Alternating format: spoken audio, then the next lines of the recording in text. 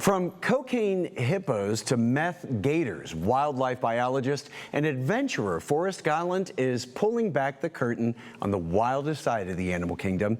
His new series, Animals on Drugs, dives into how human habits are actually affecting our furry, scaly, and toothy friends in ways that you would never imagine. And he's here to tell us all about it today. So Forrest, we have to start with this. What in the world is a meth gator, and how does something like that even happen? That is a good question. Sadly, it doesn't happen because these alligators are choosing to do drugs. It happens because in certain areas like Central Florida, which happens to be the methamphetamine capital of the country, whenever there's a bust, whenever somebody needs to discard their illegal drugs, they end up going down the toilet or straight into the swamp. And either way, that goes to our waterways where these animals live. In addition to that, with those big hurricanes that Florida has been happening, it actually pushes over some of these meth labs.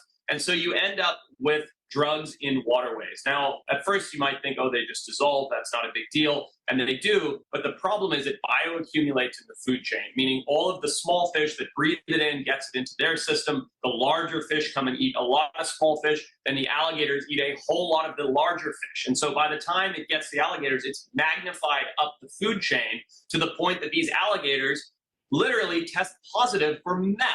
Thus, we have a meth gator, which sounds hilarious, but it's actually pretty timely and pretty sad because it's not just an alligator having a fun trip. They get sickly, they get ill, they get skinny, they act erratically, they have reproductive issues. There are all these negative consequences that take place when we don't discard our drugs properly. And so that's what forms a meth gator, and this show really digs into how to mitigate that.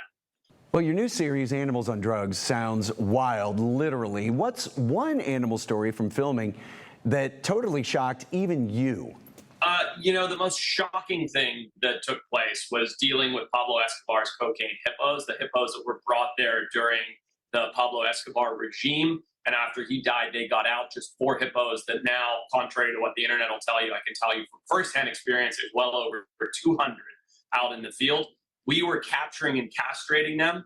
And when you're elbows deep in a hippo, quite literally in the field, cutting its testicles off, it is quite a shocking realization of just how far and how bad the problem has become and the extremity at which you need to go to mitigate the problem and try and come up with a creative solution that doesn't result in the loss of human or hippo lives. And you kind of get a reality check when you're sitting there at midnight, elbows deep in a hippo surgery. Well, like you mentioned before, when people hear animals on drugs, they might think it's all laughs, but this has real consequences, right? I mean, what's the deeper message that you hope viewers will take away? I really hope that people just understand I'm not trying to preach at them to not do drugs or drink alcohol or anything else. Just be responsible with how you do it and how you discard it when it comes to wildlife. I believe wholeheartedly, something that I think we all believe, we all can love animals. We can all love wildlife. And that has nothing to do with personal vices or what you do on your own free time. Just be responsible with how you discard it. Well, Forrest, if people want to keep up with your adventures, how can they stay connected with you? I mean, I'm all over the internet, YouTube, and all the other various things, but these shows are all coming to Discovery Channel and are going to be available the next day on HBO Max. Awesome. Well, Forrest, thanks so much for taking the time to chat with us today. Thanks for having me.